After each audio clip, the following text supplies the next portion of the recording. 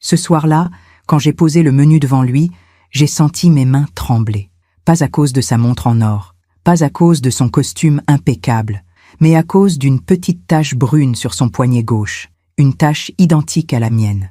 Quelque chose dans ce regard me disait que ma vie allait basculer, encore une fois. Mais je ne savais pas encore à quel point. Je m'appelle Madeleine Lefebvre, j'ai 60 ans. Et voici comment un simple service au restaurant a réveillé un passé que je croyais enterré pour toujours. Il y a encore 6 mois, j'avais une maison, un jardin avec des rosiers blancs, une cuisine où le café sentait bon le dimanche matin. J'avais un mari, 32 ans de mariage, 32 ans à préparer ses chemises, à écouter ses histoires, à croire que nous vieillirions ensemble. Je m'appelais encore Madeleine Garnier, à l'époque. Je portais une alliance en or blanc. Je faisais mes courses au marché. J'avais des amis qui m'appelaient pour déjeuner. J'avais une vie. Mais surtout, j'avais une petite boîte en bois sur ma table de nuit. Une boîte que ma mère m'avait donnée avant de mourir. À l'intérieur, il y avait des souvenirs d'une époque où j'avais encore une famille. Une photo jaunie. Des visages qui me manquaient. Une vie d'avant. Tout a basculé un mardi de mars. Mon mari est rentré tard. Il sentait un parfum que je ne connaissais pas. Il a posé ses clés sur la table sans me regarder et il a dit, d'une voix plate, « Madeleine, je pars. » 3 mots. 3 mots qui ont détruit 32 ans. Il ne criait pas. Il ne pleurait pas. Il était juste absent, comme si j'étais devenue invisible. Avec qui? J'ai murmuré. Peu importe. Il a pris ses valises. Il a vidé le compte bancaire. Il a appelé son avocat. En 2 semaines, j'ai tout perdu. La maison était à son nom. L'épargne aussi. Même la voiture. Le juge m'a accordé une pension dérisoire. 350 € par mois. À peine de quoi payer un loyer. J'avais 60 ans. Aucun diplôme. Aucune expérience professionnelle. Je n'avais jamais travaillé. J'avais été une épouse. Une femme au foyer.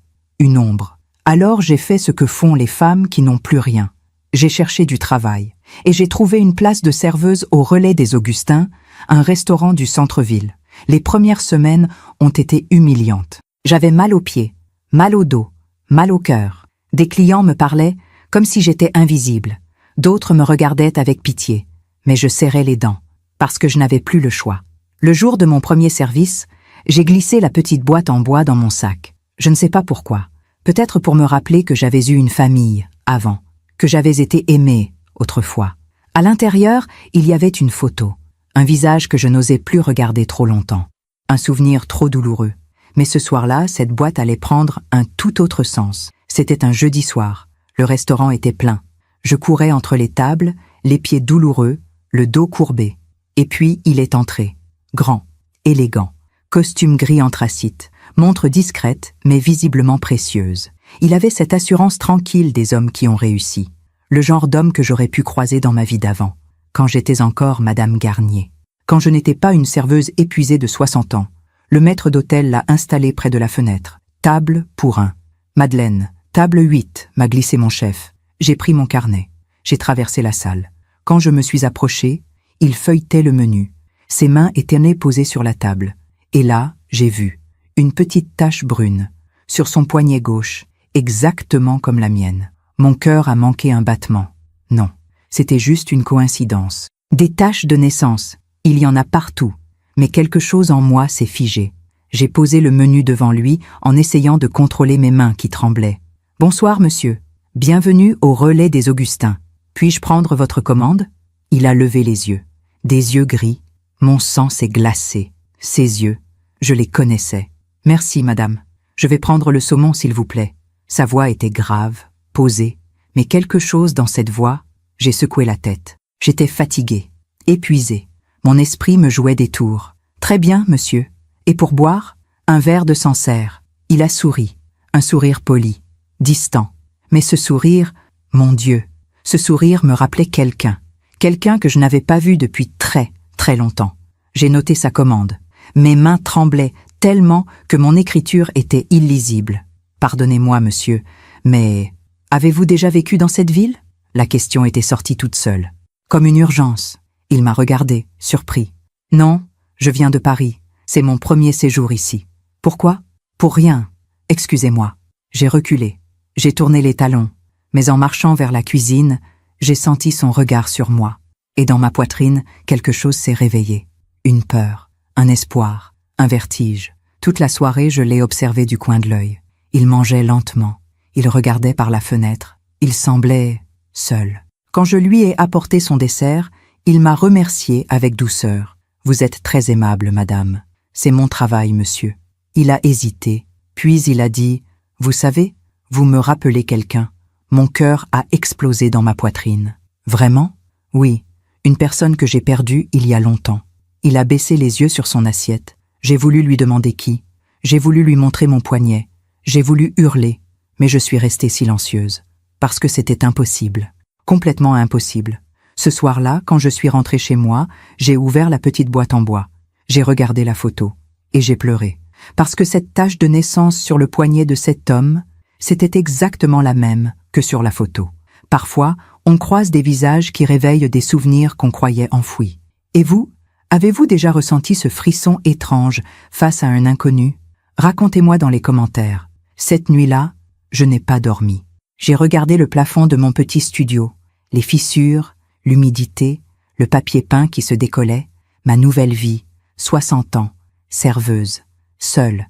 Mais ce n'était pas ma solitude qui m'empêchait de dormir. C'était cette tache de naissance, ces yeux gris, ce sourire. Vous me rappelez quelqu'un, une personne que j'ai perdue il y a longtemps. J'ai ouvert la boîte en bois pour la 10e fois. La photo était là, jaunie, cornée au bord, mais les visages étaient encore nets. Moi, à 7 ans, robe blanche, cheveux courts, sourire timide. Et lui, 8 ans, chemise bleue, mains dans les poches, ce regard espiègle que je n'ai jamais oublié. Nos poignets levés vers l'appareil photo.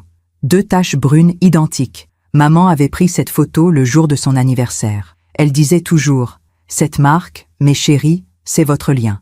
Même si un jour la vie vous sépare, vous vous retrouverez. Les âmes liées portent la même étoile. » Je n'avais jamais cru aux signes. Jusqu'à ce soir. Le lendemain, quand je suis arrivée au restaurant, mon chef m'a dit « Madeleine, le client de la table 8 hier soir, il a réservé pour ce soir. Même table. Il a demandé que ce soit vous qui le serviez. » Mon sang s'est figé. Il a demandé « Moi ?» Oui. Il a dit que vous étiez très professionnel. Professionnel. Mon Dieu. Toute la journée, j'ai eu les mains moites, le cœur qui battait trop vite. Je me suis trompée 3 fois dans les commandes. J'ai renversé un verre d'eau. Mon chef m'a regardé bizarrement. « Ça va, Madeleine ?»« Oui, oui, excusez-moi. » Mais non, ça n'allait pas. Parce que j'avais peur. Peur de me tromper. Peur d'espérer. Peur de me ridiculiser. Si c'était lui, pourquoi ne m'avait-il pas reconnu? Pourquoi avait-il changé de nom? Et s'il ne voulait pas qu'on le retrouve? 19h30, il est entré. Même costume, même élégance. Mais ce soir, il semblait différent, plus attentif. Comme s'il cherchait quelque chose, ou quelqu'un. Le maître d'hôtel l'a conduit à la table 8. Il s'est assis, et il m'a cherché du regard. Quand nos yeux se sont croisés, il a souri. Pas un sourire poli, un vrai sourire. J'ai traversé la salle en essayant de respirer normalement. « Bonsoir, monsieur. Heureux de vous revoir. Bonsoir, madame. Moi aussi. » Il a posé ses mains sur la table, volontairement, comme s'il voulait que je voie. La tache de naissance. « Vous savez, j'ai beaucoup réfléchi depuis hier soir, » il a dit doucement. « Ah oui? Oui. Vous m'avez demandé si j'avais vécu ici. Et toute la nuit, je me suis demandé pourquoi cette question. Mon cœur cognait si fort que j'avais peur qu'il l'entende. C'était juste de la curiosité, j'ai murmuré. Je ne crois pas. Il m'a regardé, droit dans les yeux. Je crois que vous m'avez reconnu. Le monde a basculé. Je ne comprends pas, monsieur. Si, vous comprenez très bien. Il a levé son poignet gauche. Cette marque, vous l'avez remarquée? Parce que vous avez la même. J'ai reculé d'un pas. Montrez-moi votre main. Il a dit doucement. Monsieur, je dois prendre votre commande. S'il vous plaît. Sa voix tremblait. Et là, j'ai compris. Il savait. Lentement, j'ai levé ma main gauche. J'ai remonté ma manche. La tache de naissance est apparue. Identique. Nous sommes restés silencieux pendant ce qui m'a semblé une éternité. Autour de nous, le restaurant continuait. Les rires, les conversations, le bruit des couverts. Mais entre nous, il n'y avait plus que le silence. Et 30 ans de questions. « Comment vous appelez-vous » Il a murmuré. « Madeleine. Madeleine Lefebvre. » Il est devenu pâle. « Lefebvre. » Il a répété. Comme... Oui, comme la famille Lefebvre qui vivait rue des Acacias, comme la petite Madeleine qui avait un grand frère. J'ai senti les larmes monter. Un grand frère qui s'appelait Julien. Et qui a disparu un soir de novembre 1995. Il a fermé les yeux. Ses mains tremblaient sur la table. « Mon Dieu !» il a murmuré. « Madeleine, ma petite Madeleine. » Et là, toutes les barrières se sont effondrées. « Julien ?» j'ai chuchoté. « C'est vraiment toi ?» Il a hoché la tête. Les larmes coulaient sur ses joues. « Oui, c'est moi. Pendant que je raconte tout cela, je me demande d'où vous m'écoutez. Écrivez le nom de votre ville en commentaire. Parfois, une histoire traverse les frontières et touche des cœurs qu'on n'imaginait pas. Mon chef est venu vers nous. « Madeleine, ça va? Il y a un problème ?» J'ai essuyé mes yeux rapidement. « Non, non, tout va bien. Je prenais juste la commande. »« Bon, dépêche-toi, il y a d'autres tables. » J'ai hoché la tête. Julien m'a regardé avec une tendresse infinie. « Je vais prendre ce que vous me conseillez, » il a dit doucement. « Je reviendrai demain, à la même heure, et cette fois, nous parlerons. Vraiment. »« D'accord. » Ma voix était à peine audible. Il a ajouté, en baissant le ton, « Apporte la photo, s'il te plaît. » J'ai senti mon cœur se serrer. « Tu te souviens de la photo ? Maman l'avait faite encadrer. Elle l'a gardée dans sa chambre. Après sa mort, j'ai pensé que tu l'avais gardée. Après sa mort, ces mots m'ont transpercé. Tu sais qu'elle est morte ? Oui, je sais beaucoup de choses, Madeleine, mais pas tout. C'est pour ça que je dois te parler. Il a posé sa main sur la mienne. Juste une seconde, puis il l'a retirée. Demain, promis ? Promis. Cette nuit-là, j'ai à peine touché mon dîner. J'ai ouvert la boîte en bois et j'ai regardé la photo pendant des heures. Julien et moi, nos sourires, nos mains levées, nos taches jumelles. J'avais 7 ans sur cette photo. Lui, 8. Je me souvenais de tout. Je me souvenais de nos samedis matins dans le jardin.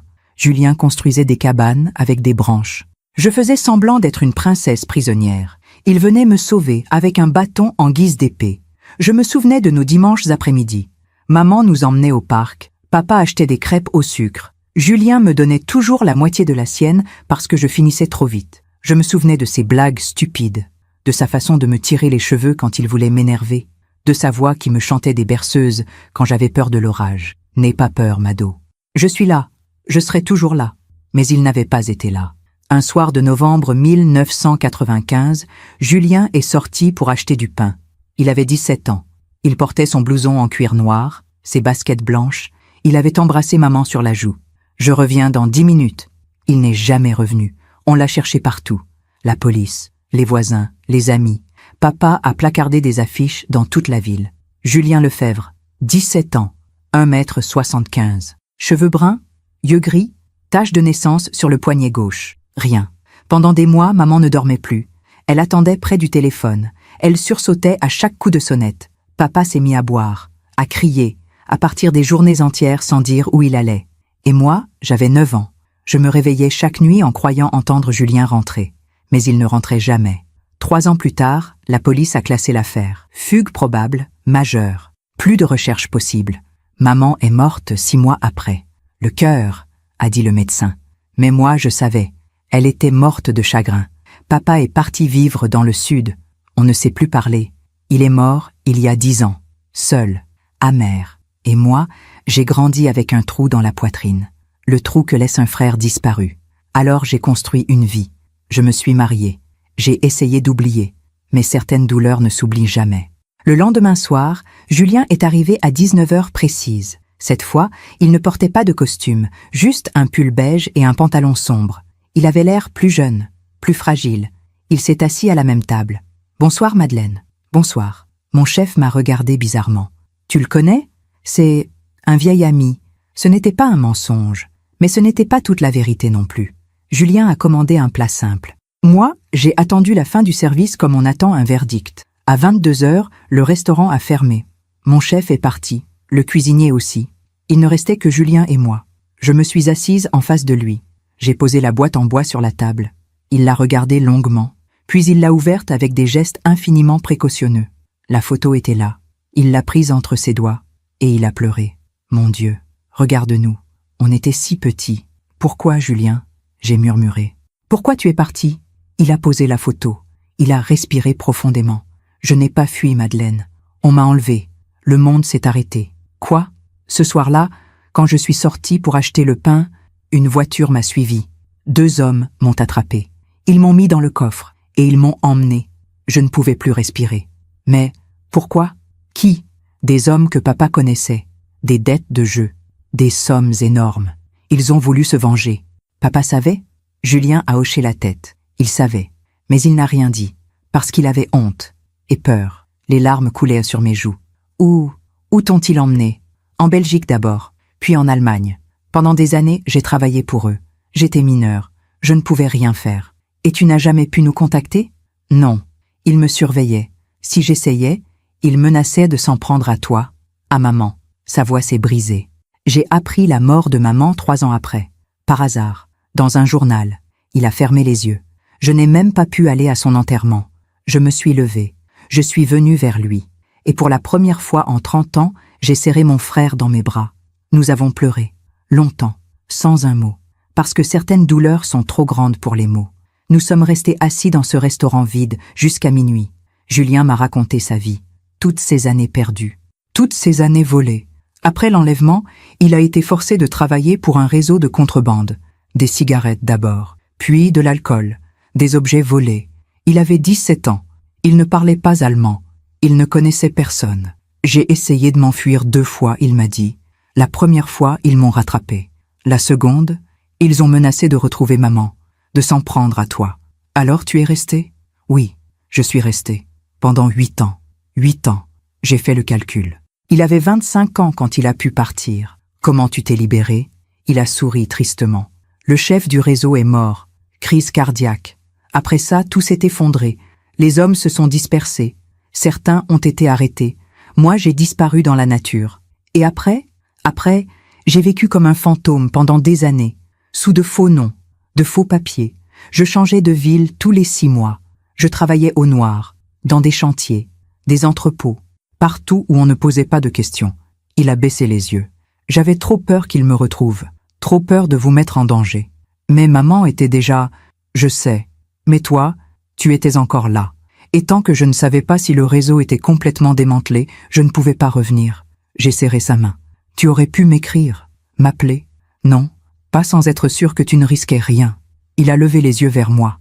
Tu es tout ce qui me restait, Madeleine.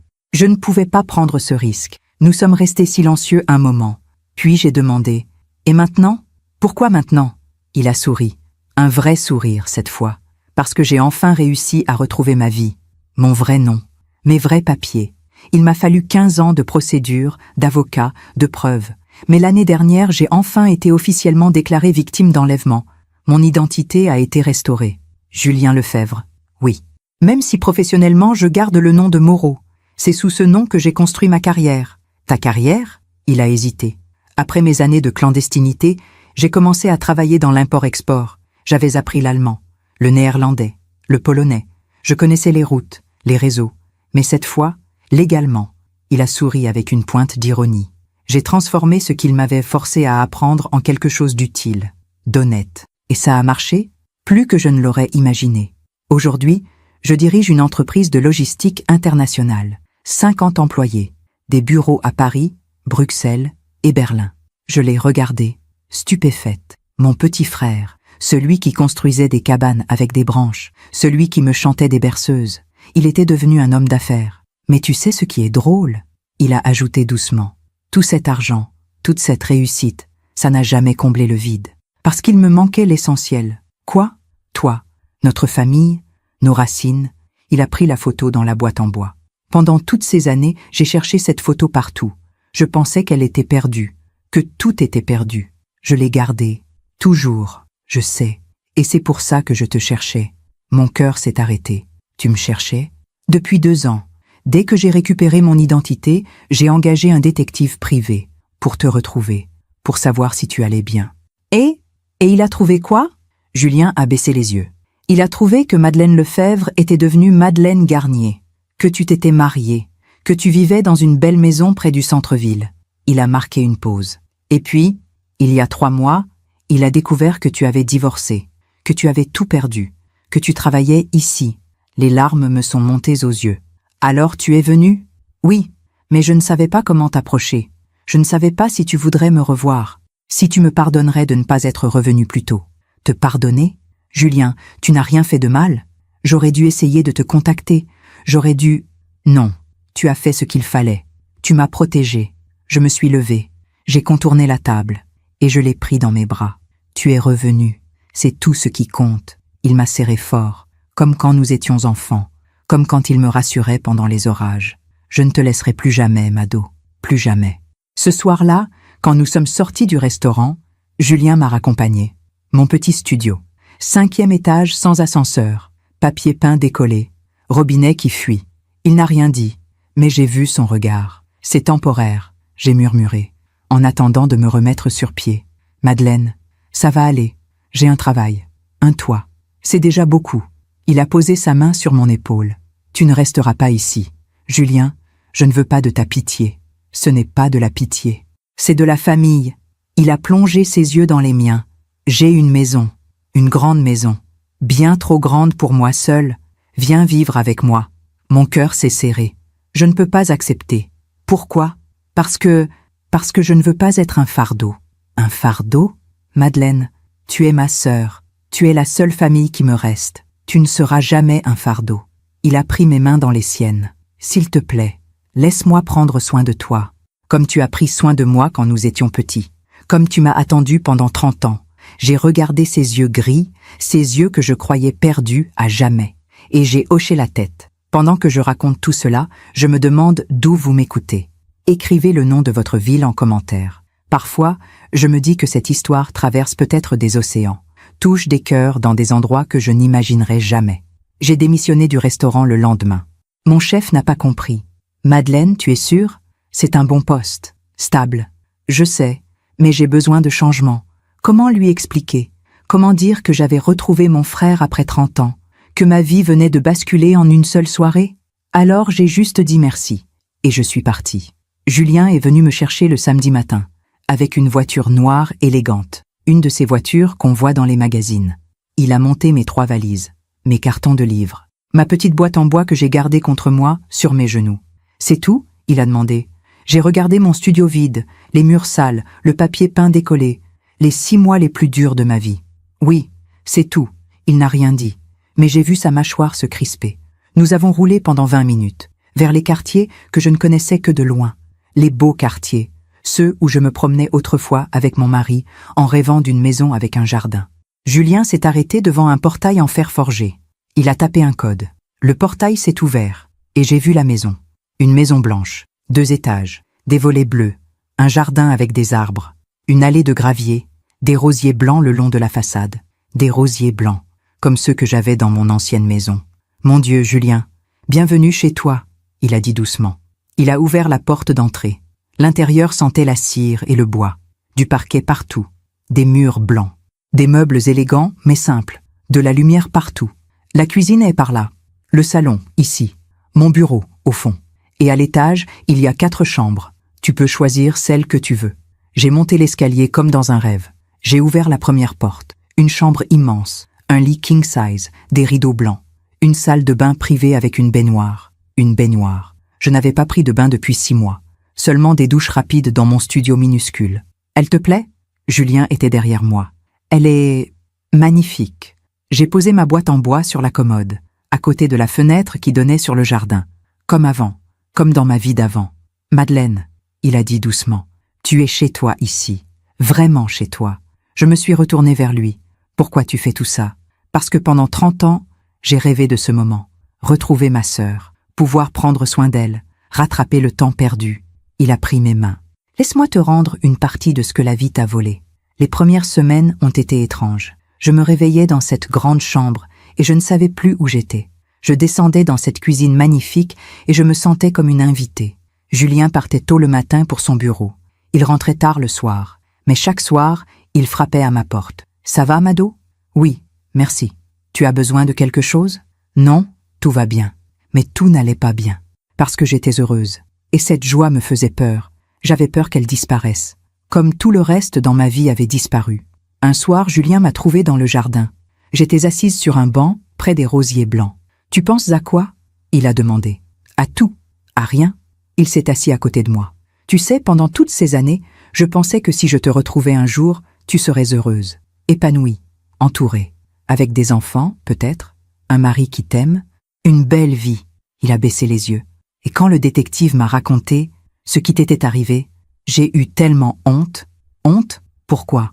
Parce que j'aurais dû être là. J'aurais dû te protéger. J'ai posé ma main sur la sienne. Julien, tu ne pouvais pas savoir. Ton mari, comment il s'appelait? Philippe Garnier. Et il t'a vraiment tout pris? Oui, la maison, l'argent, tout. Pourquoi? J'ai hésité. Parce que cette vérité, je ne l'avais jamais dite à personne. Parce qu'il avait rencontré quelqu'un d'autre, une femme plus jeune, plus belle, plus vivante. J'ai senti les larmes monter. Il m'a dit que j'étais devenue transparente, que je ne le regardais plus, que je ne souriais plus. Et c'était vrai? J'ai réfléchi longuement. Peut-être, après la disparition de maman, après celle de papa, je crois que j'ai arrêté de vivre. Je survivais, c'est tout. Tu portais notre deuil. Oui, le deuil de notre famille. Nous sommes restés silencieux un long moment. Puis, Julien a dit, « Tu sais ce que je regrette le plus? Quoi? De ne pas avoir été là pour ton mariage, pour tes anniversaires, pour tous ces moments importants. » Il a levé les yeux vers les étoiles. « De ne pas avoir été un grand frère. Mais tu l'as toujours été. » Non, un grand frère, c'est quelqu'un qui protège, qui prévient les chutes, qui attrape sa sœur avant qu'elle ne tombe. Il s'est tourné vers moi. Moi, je suis arrivé après, quand tu étais déjà tombé. J'ai serré sa main. Mais tu m'as relevé. C'est tout aussi important. 1 mois passa, puis 2. Je reprenais des forces. Je reprenais goût à la vie. Je me réveillais sans cette boule d'angoisse dans la poitrine. Julien m'emmenait au restaurant, au cinéma. Nous marchions dans les parcs.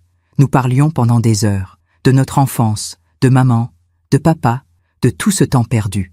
Un soir, il est rentré avec un grand sourire. « Madeleine, j'ai une surprise. »« Quoi ?» Il a sorti une enveloppe de sa poche. « J'ai retrouvé quelqu'un. » Mon cœur s'est serré. « Qui? Tu te souviens de Madame Beaumont, notre voisine, rue des Acacias? Madame Beaumont, la dame qui faisait des gâteaux au chocolat? Oui, celle qui te gardait quand maman travaillait. Mon Dieu, elle est encore en vie? Oui, elle a 92 ans. Elle vit dans une maison de retraite, pas loin d'ici. Il m'a tendu l'enveloppe. Je lui ai écrit, pour lui dire qu'on s'était retrouvés. Et elle a répondu. J'ai ouvert l'enveloppe avec des mains tremblantes. L'écriture était fragile, penchée, mais les mots étaient clairs. Mes chers enfants, quelle joie immense d'apprendre que vous êtes réunis. J'ai prié pour ce jour pendant si longtemps. Venez me voir, j'ai tant de choses à vous raconter. Avec toute mon affection, Simone Beaumont. J'ai regardé Julien, les yeux pleins de larmes. Elle veut nous voir. Oui, demain si tu veux. Demain, j'ai murmuré. Oui, demain. Ce soir-là, dans ma chambre, j'ai ouvert la boîte en bois. J'ai regardé la photo de Julien et moi. Et pour la première fois depuis très très longtemps, j'ai souri en la regardant. Pas un sourire triste, un sourire de paix. La maison de retraite sentait la lavande et le désinfectant. Des couloirs blancs, des portes numérotées, des vieux assis dans des fauteuils roulants qui nous regardaient passer avec des yeux vides. J'ai serré le bras de Julien. « Ça va aller », il a murmuré. « Chambre 23. Une infirmière nous a ouvert. Madame Beaumont vous attend. Elle est très émue. Elle a ouvert la porte. Et là, je l'ai vue. Madame Beaumont. 92 ans. Cheveux blancs. Corps fragile.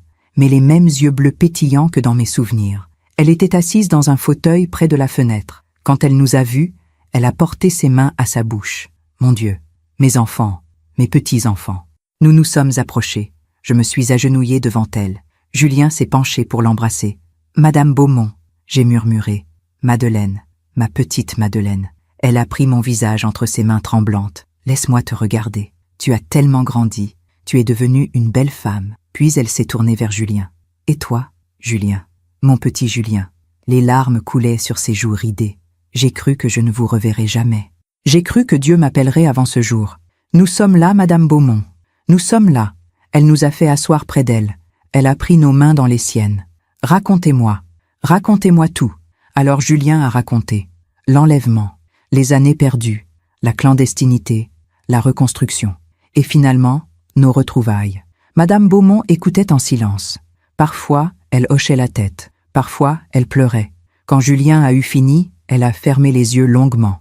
Mon pauvre petit, tout ce que tu as enduré. Elle a serré sa main. Mais tu es revenu. C'est tout ce qui compte. Puis elle s'est tournée vers moi. Et toi, ma Madeleine? Julien m'a écrit que tu avais traversé des moments difficiles. Oui, mais ça va mieux maintenant. Ton mari t'a quitté. Ce n'était pas une question. C'était une constatation. Oui, ce n'était pas un homme pour toi. J'ai levé les yeux, surprise. Vous le connaissiez? Non, mais je connais les femmes comme toi. Les femmes qui portent trop de douleur. Les hommes qui ne savent pas voir cette douleur finissent toujours par partir. Elle a caressé ma main. Ce n'est pas de ta faute, ma chérie. Tu n'étais pas guérie. Comment aurais-tu pu aimer quelqu'un alors que ton cœur était encore brisé? Ces mots m'ont transpercé, parce qu'ils étaient vrais. Mais maintenant, elle a ajouté doucement, peut-être que tu peux commencer à guérir, maintenant que ton frère est revenu. Nous avons parlé pendant des heures, de notre enfance, de la maison rue des Acacias, des gâteaux au chocolat, des dimanches après-midi. Vous vous souvenez du jardin? J'ai demandé. Julien construisait des cabanes et je faisais semblant d'être une princesse. Madame Beaumont a souri. Bien sûr que je me souviens. Tu portais toujours cette petite couronne en plastique doré. Ta maman l'avait achetée à la foire. Et Julien avait un bâton qu'il appelait Excalibur. Oui, il disait qu'il était le chevalier de sa petite sœur. Elle nous a regardés avec tendresse. Vous étiez inséparables. Votre maman disait toujours, ces deux-là, ils ont été liés par le ciel. Regardez leurs poignets. 2 étoiles jumelles. Julien et moi avons échangé un regard. Maman croyait vraiment aux signes, j'ai murmuré. Ta maman croyait surtout en l'amour. L'amour entre un frère et une sœur. L'amour d'une famille. Madame Beaumont a marqué une pause. Son visage est devenu plus grave. Il y a quelque chose que je dois vous dire. Quelque chose que j'aurais dû dire il y a longtemps. Mon cœur s'est serré. Quoi? Elle a respiré profondément. C'est à propos de votre père. Julien s'est raidi à côté de moi. Papa? Qu'est-ce qu'il y a avec papa? Il savait. Il savait quoi? Il savait ce qui allait arriver à Julien. Le silence est tombé comme une chape de plomb. Quoi? J'ai murmuré. Les dettes de jeu. Les hommes qui le menaçaient. Il lui avait dit, si tu ne paies pas, on prendra ton fils. Julien est devenu blanc. Il savait qu'ils allaient m'enlever. Il ne pensait pas qu'ils le feraient vraiment. Il croyait que c'était des menaces, des paroles en l'air. Elle a fermé les yeux. Mais quand tu as disparu, il a compris. Il a compris que c'était sa faute. Pourquoi il n'a rien dit à la police? Pourquoi il n'a pas parlé? Parce qu'ils avaient menacé de s'en prendre à Madeleine si jamais il parlait. Alors il s'est tu. Il a laissé la police chercher dans le vide. Il a laissé ta maman se détruire de chagrin. Les larmes coulaient sur mes joues. Maman ne savait rien? Non. Jusqu'à la fin, elle a cru que Julien avait fugué, ou qu'il lui était arrivé un accident. Elle ne savait pas que son mari, qu'il était responsable. Julien s'est levé brusquement. Il marchait de long en large dans la chambre. Tout ce temps, toutes ces années. Et il savait. Il a payé, Julien. Crois-moi, il a payé. On n'a pas assez. Sa voix était dure, amère. Il a détruit notre famille. Il a tué maman. Il m'a volé ma vie. Oui, c'est vrai. Madame Beaumont l'a regardé avec une infinie tristesse. Mais il s'est détruit lui-même aussi. L'alcool, la solitude, la culpabilité. Il est mort seul, rongé par le remords. Elle a marqué une pause. Je suis allé le voir, tu sais, quelques mois avant sa mort. Il habitait un petit studio minable dans le sud. Il buvait. Il ne se lavait plus. Il avait tout perdu. Bien, j'ai murmuré malgré moi.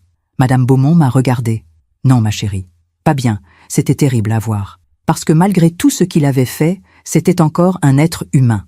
Un être humain détruit par ses propres erreurs. Elle a pris ma main. Il m'a dit, dites à mes enfants que je suis désolé. Dites-leur que je suis un lâche. Dites-leur que je ne méritais pas leur amour. J'ai senti quelque chose se briser en moi. Il a dit ça? Oui. Et il a pleuré. Comme un enfant. Julien s'est rassis. Il avait la tête entre les mains. Je ne sais pas quoi ressentir. Il a murmuré. De la colère, de la pitié, du dégoût. Ressens tout ça, mon petit. C'est normal. C'est humain. Madame Beaumont nous a regardés tous les deux. Mais ne laisse pas la colère te consumer. Ne laisse pas le passé gâcher le présent. Vous vous êtes retrouvés. C'est un miracle. Ne gaspillez pas ce miracle en ressassant ce qui a été. Elle a serré nos mains. Votre père a fait des erreurs terribles, mais il les a payées. Et vous, vous êtes libre maintenant. Libre de construire une nouvelle vie. Ensemble. Quand nous sommes sortis de la maison de retraite, le soleil se couchait. Nous avons marché en silence jusqu'à la voiture. Puis Julien s'est arrêté. Il s'est tourné vers moi. Tu lui pardonnes, papa? J'ai réfléchi longuement. J'ai pensé à ma boîte en bois, à la photo, à nos taches de naissance jumelles. Je ne sais pas. Peut-être, un jour. Moi non plus, je ne sais pas. Il a regardé le ciel. Mais Madame Beaumont a raison. On ne peut pas changer le passé. On peut juste essayer de mieux vivre le présent. Il m'a pris la main. Et toi, tu es mon présent, Mado. Tu es tout ce qui compte. Nous sommes rentrés à la maison en silence, chacun perdu dans ses pensées. Ce soir-là, j'ai ouvert la boîte en bois. J'ai regardé la photo de papa. celle que je gardais au fond, sous celle de Julien et moi. Papa, jeune, souriant. Avant les dettes, avant les mensonges, avant la chute. Et pour la première fois, j'ai senti autre chose que de la colère. J'ai senti de la tristesse, pour lui, pour nous, pour tout ce qui avait été perdu. 3 mois s'étaient écoulés depuis nos retrouvailles. 3 mois de paix, de rire, de dimanche au jardin, de dîner où nous parlions jusqu'à minuit. J'avais recommencé à vivre. Je me levais le matin sans cette boule d'angoisse. Je souriais quand Julien rentrait du travail. J'avais même repris la peinture, un hobby que j'avais abandonné depuis des années. La maison était devenue notre maison. Le jardin, notre refuge. J'avais l'impression d'avoir retrouvé non seulement mon frère, mais aussi une partie de moi-même. Et puis, un mardi après-midi, on a sonné à la porte. J'étais seule. Julien était à son bureau. Je peignais dans le salon, près de la fenêtre. J'ai ouvert sans me méfier. Et mon sang s'est glacé. Philippe, mon ex-mari, là, devant moi. Il avait vieilli. Des rides profondes autour des yeux, des cheveux gris, mais le même regard froid, la même bouche pincée. Madeleine, sa voix, cette voix que j'avais entendue pendant 32 ans. « Philippe, qu'est-ce que tu fais là? Je peux entrer ?» Non. Il a souri, un sourire mauvais, toujours aussi accueillante à ce que je vois. « Qu'est-ce que tu veux ?» Il a regardé derrière moi, le hall d'entrée, le parquet ciré, l'escalier élégant. Belle maison, très belle maison. Son ton était venimeux. « On dirait que tu t'es bien remise de notre divorce. Ce n'est pas tes affaires. »« Oh que si, c'est tout à fait mes affaires. » Il a sorti une enveloppe de sa poche. « Tu vis avec un homme riche, dans une maison de luxe, alors que moi, je te verse une pension chaque mois. » Mon cœur battait à tout rompre. « Comment tu sais où je vis? J'ai mes sources. On m'a vu te déposer en ville. On m'a donné l'adresse. J'ai fait quelques recherches. » Il a agité l'enveloppe. « Julien Moreau, chef d'entreprise, import-export, patrimoine estimé à plusieurs millions d'euros. » Il m'a regardé avec un mélange de dégoût et de jalousie. « 3 mois après notre divorce, tu te mets en ménage avec un millionnaire. Félicitations, Madeleine. Je ne savais pas que tu avais ça en toi. La colère est montée d'un coup. Tu ne sais rien de ma vie. Je sais que tu n'as plus besoin de ma pension. Tu vis dans le luxe pendant que moi, je me saigne pour te payer 350 € par mois. Tu te saignes, toi? » J'ai éclaté d'un rire amer. « Tu m'as tout pris, Philippe. La maison, l'argent, 32 ans de ma vie. Et tu viens te plaindre de 350 €? C'est la loi.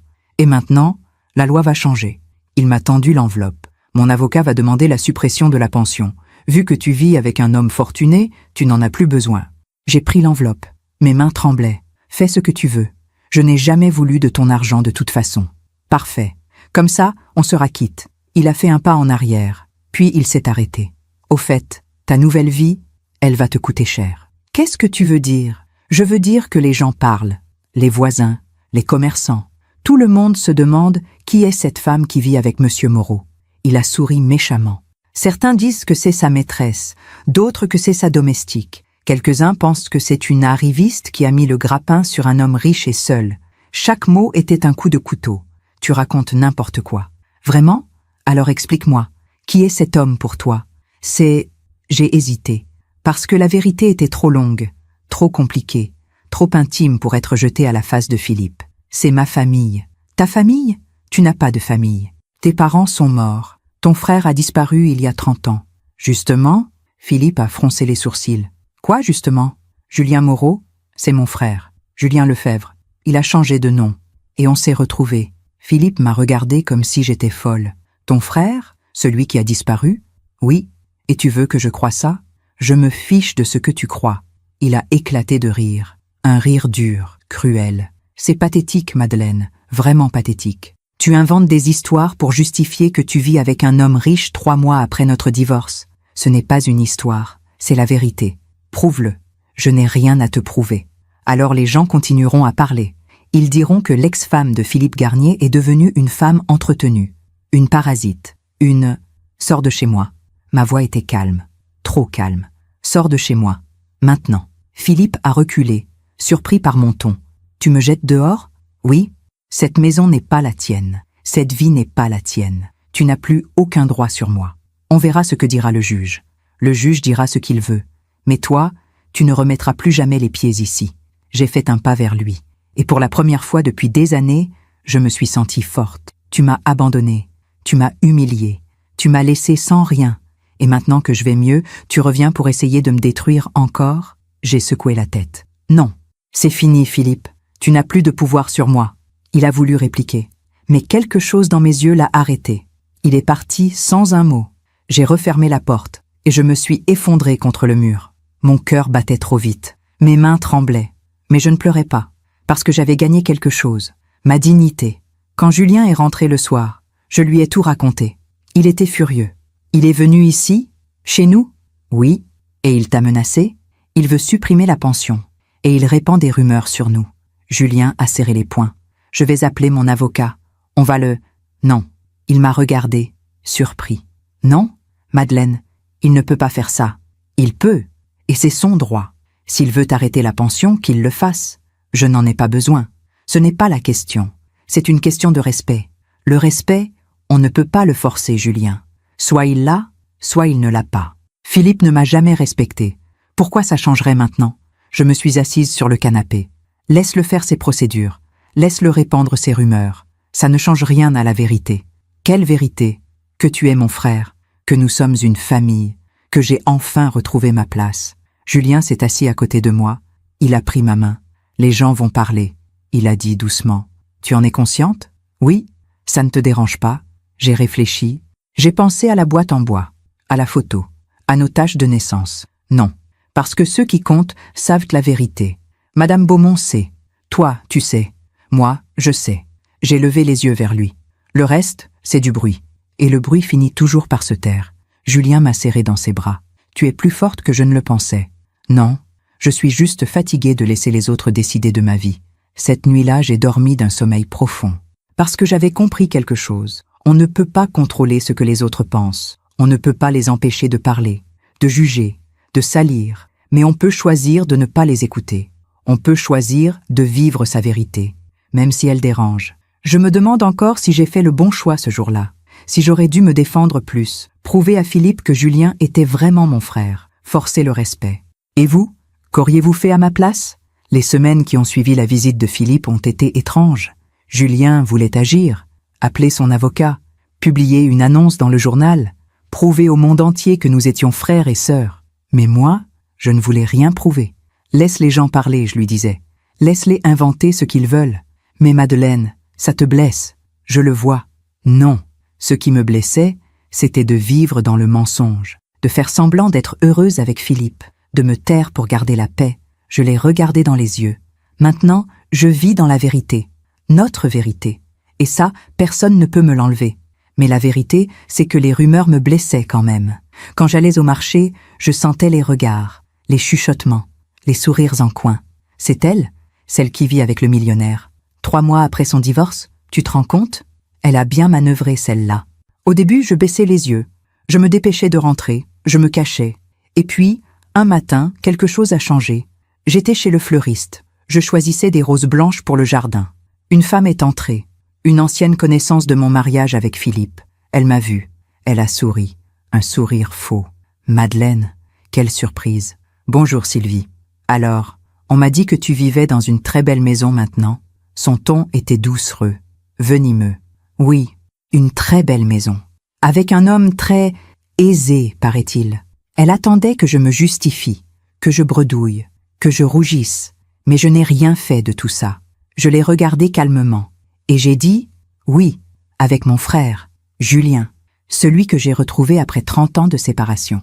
Ah, ton frère. Elle ne me croyait pas. C'était évident. Oui, mon frère. J'ai pris mes roses, j'ai payé. Et avant de sortir, je me suis retournée vers elle. Tu sais, Sylvie, pendant des années, j'ai eu peur du jugement des autres, peur de ce qu'on dirait de moi, peur de décevoir, de déranger. J'ai souri. Mais j'ai compris quelque chose. Les gens qui parlent ne savent rien de ma vie. Ils ne savent pas ce que j'ai traversé, ce que j'ai perdu, ce que j'ai retrouvé. J'ai fait un pas vers la porte. Alors leurs opinions ne comptent pas. Plus du tout. Je suis sortie la tête haute. Et pour la première fois depuis des années, je me suis sentie libre. Ce soir-là, j'ai raconté la scène à Julien. Il a souri. Tu vois, tu es plus forte que tu ne le crois. Je ne suis pas forte. Je suis juste fatiguée de me battre contre des fantômes. Je me suis assise près de lui sur le canapé. Julien, j'ai pris une décision. Laquelle ? Je veux faire quelque chose de ma vie, quelque chose qui ait du sens. Tu veux travailler? Oui, mais pas comme serveuse, pas pour l'argent. J'ai hésité. Je veux aider les autres, les femmes comme moi, celles qui ont tout perdu, celles qui ne savent plus qui elles sont. Julien m'a regardé avec tendresse. Tu veux créer une association? Peut-être. Ou juste donner de mon temps. Dans un refuge, dans une maison d'accueil pour femmes. Je ne sais pas encore. Je me suis tournée vers lui. Mais je sais que je ne veux plus être une victime. Je veux être utile. Je veux que ma douleur serve à quelque chose. Ta douleur a déjà servi, Mado. Elle t'a rendue plus humaine, plus vraie. Il a pris ma main. Et si tu veux aider les autres, je t'aiderai. Financièrement, logistiquement, tout ce dont tu auras besoin. 2 semaines plus tard, j'ai commencé à faire du bénévolat dans un centre d'accueil pour femmes en difficulté. Des femmes battues, des femmes abandonnées, des femmes seules avec des enfants, des femmes comme j'aurais pu le devenir. Je les écoutais, je leur préparais du café, je leur tenais la main quand elles pleuraient. Et étrangement, en les aidant, c'était moi qui guérissais. Un jour, une jeune femme est arrivée. 28 ans, 2 enfants, un mari qui l'avait mise à la porte après 15 ans de mariage. Elle était assise dans la salle commune, les yeux vides, les mains tremblantes. Je me suis assise à côté d'elle. « Bonjour, je m'appelle Madeleine. » Elle ne m'a pas regardée. « Vous voulez un café? Non. Un thé? Non.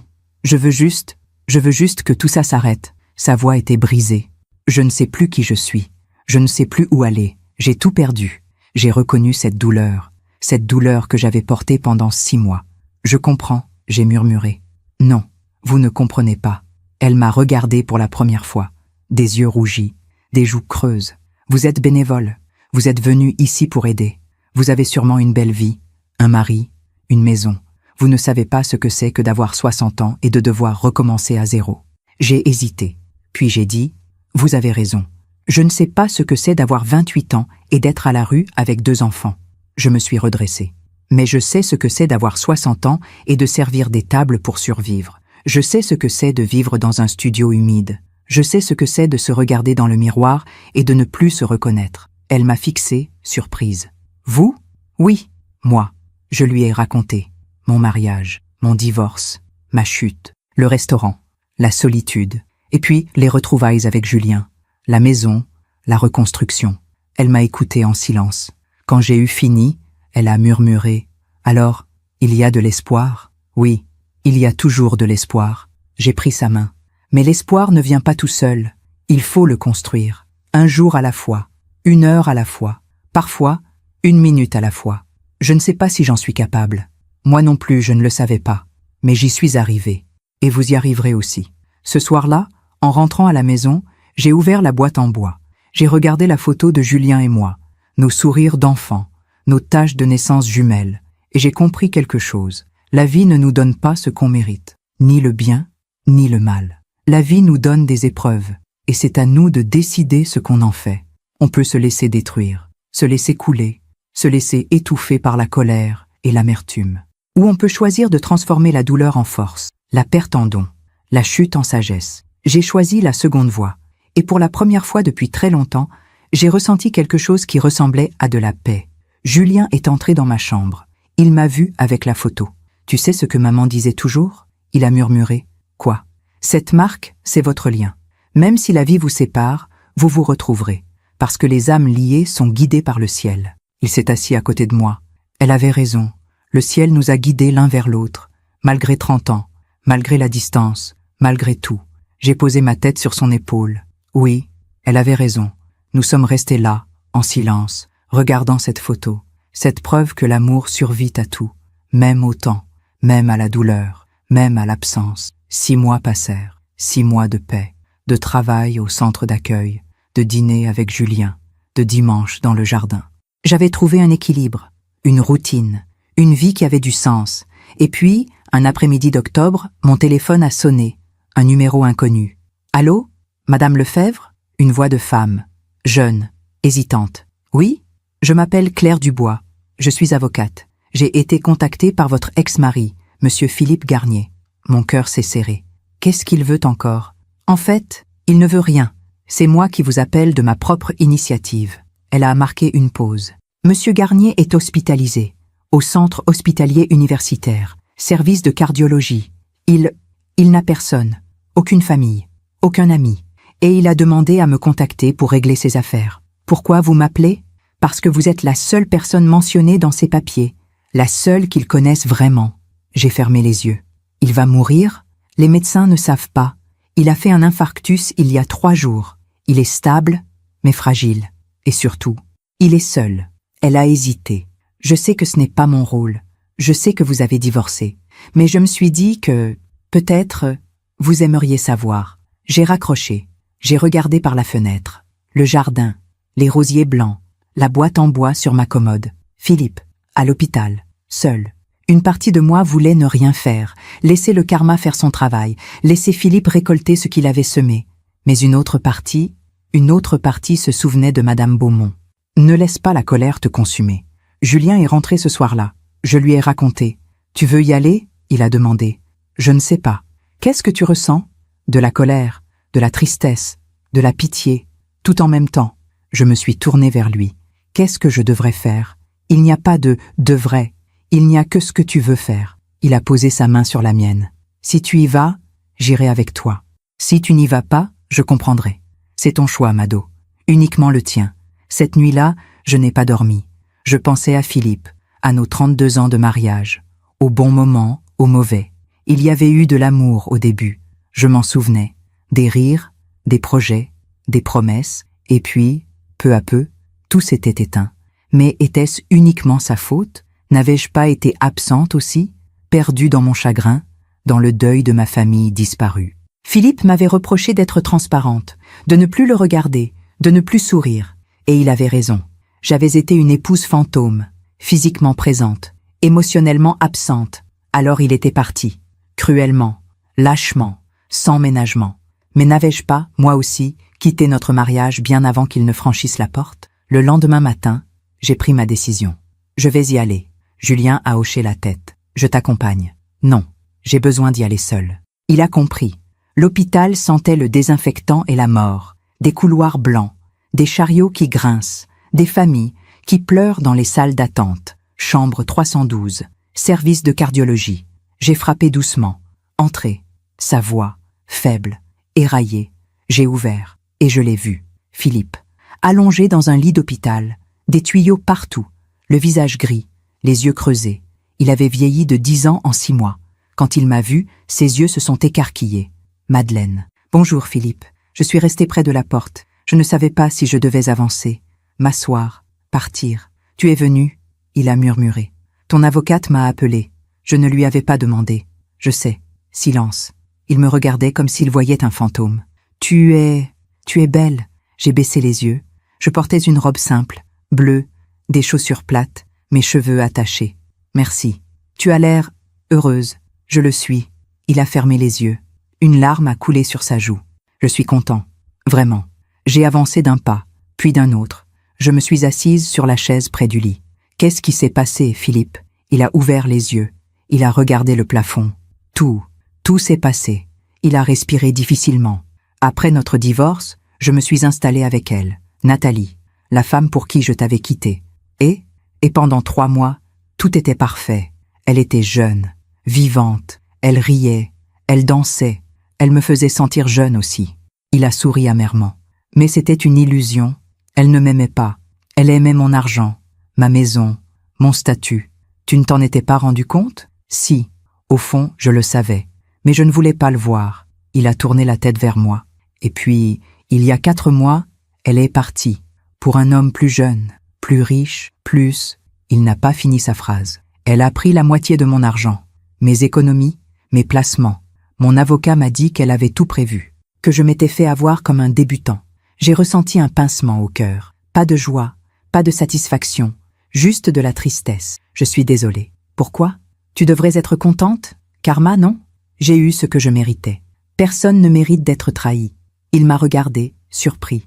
Même moi? Même toi? Silence. Il a fermé les yeux à nouveau. Les larmes coulaient silencieusement. J'ai tout perdu, Madeleine. L'argent, la maison. J'ai dû vendre. J'ai dû déménager dans un petit appartement. Mes amis m'ont tourné le dos. Ils ne m'invitent plus. Ils ne m'appellent plus. Il a serré les draps. Je me suis retrouvée seule, complètement seule. Et c'est là que j'ai compris. Compris quoi? Ce que je t'avais fait, ce que je t'avais enlevé. Pas l'argent, pas la maison, mais la dignité, le respect, l'amour. Il a ouvert les yeux et m'a regardé. Je t'ai traité comme une chose, comme quelque chose qu'on jette quand on n'en a plus besoin. Sa voix s'est brisée. Et maintenant, je suis celui qu'on a jeté. J'ai senti les larmes monter, pas pour lui, mais pour nous, pour ces deux personnes que nous avions été, pour tout ce qui avait été gâché. Philippe, non, laisse-moi finir. Il a pris une inspiration difficile. Il y a 3 jours, j'étais chez moi, seul. Je regardais la télévision. Et mon cœur a lâché. Il a touché sa poitrine. Je suis tombée. Je ne pouvais plus respirer. J'ai réussi à appeler les pompiers. Mais pendant les minutes où j'attendais, allongée par terre, j'ai pensé à toi. À moi? Oui. À comment tu avais dû te sentir quand je t'ai laissé, quand tu t'es retrouvée seule dans ce studio minable, quand tu as dû prendre ce travail de serveuse. Il pleurait ouvertement maintenant. Et j'ai eu honte, tellement honte. Je ne savais pas quoi dire. Alors je n'ai rien dit. Il a continué. Les médecins disent que je vais m'en sortir, que je dois changer mon mode de vie. Moins de stress, plus d'exercice, mieux manger. Il a ri tristement. Mais comment tu changes ta vie quand tu n'as plus de vie? Tu recommences. Il m'a regardé. Comment? Comme j'ai fait. 1 jour à la fois. 1 heure à la fois. Je me suis penchée vers lui. Philippe, tu as fait des erreurs. Moi aussi. Notre mariage était mort bien avant que tu ne partes. Je le sais maintenant. Mais je t'ai abandonné. Oui, tu l'as fait. Et ça m'a brisé. J'ai marqué une pause. Mais cette brisure m'a aussi libérée. Elle m'a forcé à devenir quelqu'un d'autre. Quelqu'un de plus vrai. Tu ne me détestes pas? Non, je ne te déteste pas. J'ai souri doucement. Je te plains. Parce que tu as perdu beaucoup. Mais tu peux encore reconstruire. Je ne sais pas comment. Commence par te pardonner. C'est le plus dur, mais c'est le plus important. Il a fermé les yeux. Je suis désolée, Madeleine. Vraiment désolée. Je sais. Je me suis levée. Je dois y aller. Tu reviendras? J'ai hésité. Je ne sais pas. Peut-être. Je comprendrais si tu ne revenais pas. J'ai fait quelques pas vers la porte, puis je me suis arrêtée. Philippe? Oui? Prends soin de toi. Vraiment. Il a hoché la tête, incapable de parler. Je suis sortie. Dans le couloir, je me suis appuyée contre le mur. Mon cœur battait fort. Mes mains tremblaient. Mais je ne pleurais pas. Parce que j'avais compris quelque chose. La justice n'est pas toujours ce qu'on imagine. Ce n'est pas la vengeance. Ce n'est pas la punition. Parfois, c'est juste voir l'autre réaliser ce qu'il a fait. Voir les conséquences de ses choix. Voir la douleur qu'il a causée se retourner contre lui. Philippe avait voulu la jeunesse, la passion, la vie facile, et il avait perdu la seule personne qu'il aimait vraiment, même imparfaitement. Il avait tout eu, et maintenant, il n'avait plus rien. Ce n'était pas moi qui l'avais puni, c'était la vie. 1 semaine plus tard, j'ai reçu une lettre, l'écriture tremblante de Philippe. « Chère Madeleine, merci d'être venue. Je ne le méritais pas. Depuis que tu es partie, je réfléchis beaucoup. À nous, à moi, à ce que j'ai fait. Tu m'as dit de me pardonner. J'essaie, mais c'est difficile. Je voulais te dire quelque chose que je n'ai jamais dit quand nous étions mariés. Tu étais une bonne épouse, une femme loyale, honnête, vraie. C'est moi qui n'étais pas à la hauteur. C'est moi qui ne savais pas voir, qui ne savais pas aimer. Je ne te demande pas de me pardonner. Je te demande juste de savoir que je le sais maintenant, et que si je pouvais revenir en arrière, je ferais tout différemment. Prends soin de toi, sois heureuse. Tu le mérites tellement plus que moi. Philippe. J'ai plié la lettre, je l'ai mise dans la boîte en bois, pas avec les photos de ma famille, mais dans un coin, comme un témoignage que même les personnes qui nous blessent peuvent, un jour, comprendre leur erreur. Ce soir-là, Julien m'a demandé « Tu vas le revoir ?» Non, je ne crois pas. Pourquoi? Parce que ce chapitre est clos. Il a compris. J'ai pardonné. C'est suffisant. Je me suis tournée vers lui. La justice, ce n'est pas voir l'autre souffrir, c'est voir l'autre grandir, comprendre, changer, même s'il est trop tard, surtout s'il est trop tard, parce que c'est là que la leçon est la plus forte. Julien m'a serré dans ses bras. Tu es devenue sage, Mado. Non, je suis juste devenue moi-même. Quelques mois plus tard, j'ai appris que Philippe avait quitté la ville. Il était parti vivre dans le sud, près de la mer, seul. Il avait trouvé un travail modeste. Il vivait simplement. Il avait coupé les ponts avec son ancienne vie. Madame Beaumont, quand je lui ai raconté, a souri. Tu vois, la vie finit toujours par rendre ce qu'on lui donne. Vous croyez qu'il sera heureux? Je crois qu'il apprendra à vivre avec lui-même. Et parfois, c'est la plus grande leçon. Elle a pris ma main. Toi, tu as appris cette leçon. C'est pour ça que tu es en paix. Je ne sais pas si je suis en paix, mais je suis légère. C'est la même chose, ma chérie. Ce soir-là, dans le jardin, j'ai regardé les étoiles. Julien était à côté de moi. Tu penses à quoi? Il a demandé. À tout. Au chemin parcouru. Aux personnes que nous étions. Aux personnes que nous sommes devenues. Tu regrettes quelque chose? J'ai réfléchi longuement. Non, même la douleur, même la chute, parce que tout ça m'a mené ici, à toi, à cette vie. J'ai levé mon poignet gauche. La tache de naissance brillait sous la lumière de la lune. Maman avait raison. Nous étions liés. Et nous nous sommes retrouvés. Julien a levé son poignet. La même tache. 2 étoiles jumelles. Oui, 2 étoiles qui se sont perdues et qui ont retrouvé leur chemin. Nous sommes restés là, dans le silence paisible de la nuit. Et j'ai compris que la justice n'était pas une vengeance éclatante. Ce n'était pas un triomphe public. C'était juste cela, la paix intérieure, la certitude d'avoir fait ce qu'il fallait, d'avoir choisi la dignité plutôt que la colère. Philippe avait perdu tout ce qu'il cherchait, l'argent, le statut, la jeunesse, et il avait découvert, trop tard, ce qu'il avait vraiment perdu. Moi, non pas parce que j'étais exceptionnel, mais parce que j'étais vrai. Et la vérité, on ne la retrouve jamais une fois qu'on l'a perdue. Elle m'avait traité comme une ombre. Des années plus tard, j'ai retrouvé ce même regard vide dans un couloir d'hôpital. La vie finit toujours par rendre ce qu'on lui donne. 1 an avait passé depuis mes retrouvailles avec Julien. 1 an. 365 jours de reconstruction, de guérison, de vie nouvelle. C'était un dimanche matin. Le soleil entrait par les fenêtres de ma chambre. Les oiseaux chantaient dans le jardin. J'entendais Julien préparer le café en bas. Je me suis levée. J'ai ouvert la fenêtre. L'air sentait les roses blanches et l'herbe fraîche. J'avais 61 ans. Et pour la première fois de ma vie, je me sentais vivante, vraiment vivante. Pas juste en train de survivre, pas juste en train d'exister, mais vivante, avec tout ce que cela implique. La joie, la douleur, la gratitude, la paix. Je me suis habillée. J'ai descendu les escaliers. Julien était dans la cuisine, 2 tasses de café fumant devant lui. « Bonjour, Mado. »« Bonjour. » Je me suis assise. J'ai pris la tasse. Le café était exactement comme je l'aimais. Julien avait appris tous mes petits détails. Comment je prenais mon café. Quel côté du lit je préférais. Quelle musique m'apaisait. Il m'avait réappris à être vu. « Tu as bien dormi ?» Il a demandé. « Oui. Et toi ?» Comme un bébé. Nous avons souri. Ces petits moments simples. Ces conversations ordinaires. C'était cela, le bonheur. Pas les grandes déclarations. Pas les événements extraordinaires. Juste ces instants paisibles où on se sent à sa place. J'ai réfléchi. J'ai dit. À quoi? À tout. Au chemin parcouru. À la personne que j'étais il y a 1 an. À celle que je suis maintenant. Julien a posé sa tasse. Et qu'est-ce que tu as découvert? Que la douleur peut être un cadeau. Si on sait l'écouter. Il a froncé les sourcils. Un cadeau? Oui. Parce que la douleur nous force à changer. Elle nous brise. Mais parfois, il faut être brisé pour se reconstruire mieux. J'ai regardé par la fenêtre. Si Philippe ne m'avait pas quitté, je serais encore dans cette maison, dans ce mariage mort, dans cette vie éteinte. Je n'aurais jamais travaillé au restaurant. Je ne t'aurais jamais retrouvé. Tu aurais préféré ne jamais souffrir? Bien sûr, personne ne choisit la souffrance. J'ai souri doucement. Mais maintenant que j'ai traversé la tempête, je vois ce qu'elle m'a appris. L'humilité, la compassion, la force, la gratitude. Tu es devenue philosophe, il a taquiné. Non, je suis devenue humaine, vraiment humaine. Ce dimanche-là, nous avons reçu Madame Beaumont pour le déjeuner.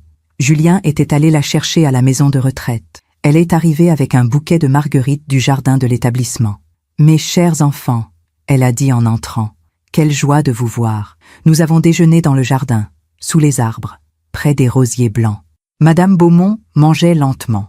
Elle nous regardait avec cette tendresse infinie des personnes âgées qui savent que le temps leur est compté. « Vous savez ce que je vois quand je vous regarde ?» Elle a dit soudain. « Non, quoi ?»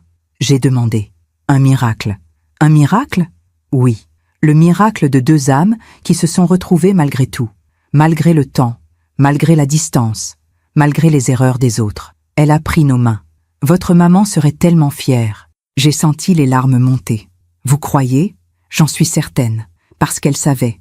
Elle a toujours su que vous étiez liés, que rien ne pourrait briser ce lien.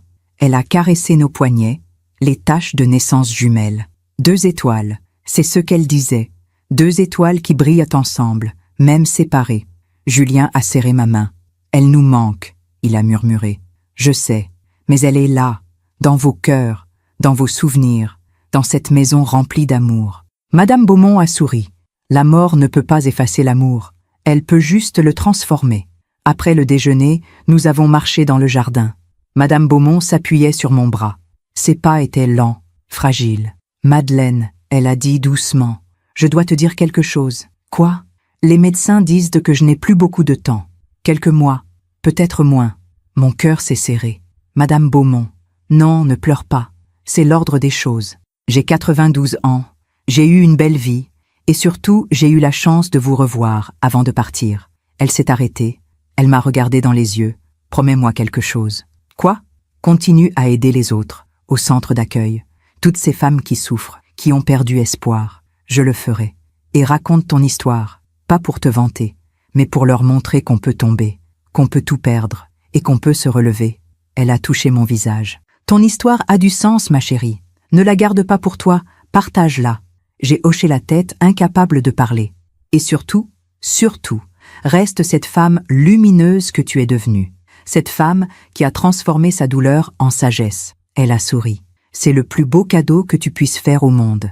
Madame Beaumont est morte 2 mois plus tard, paisiblement, dans son sommeil. Un sourire sur les lèvres, m'a dit l'infirmière. Nous étions une dizaine à ses funérailles. Quelques résidents de la maison de retraite, quelques voisins de son ancienne vie, Julien et moi. Le prêtre a parlé d'elle avec tendresse, de sa bonté, de sa générosité, de sa foi. Mais moi, quand j'ai pris la parole, j'ai parlé d'autre chose. Madame Beaumont m'a sauvé la vie. Pas une fois, 2 fois. Ma voix tremblait. La première fois, j'avais 7 ans. Ma mère travaillait.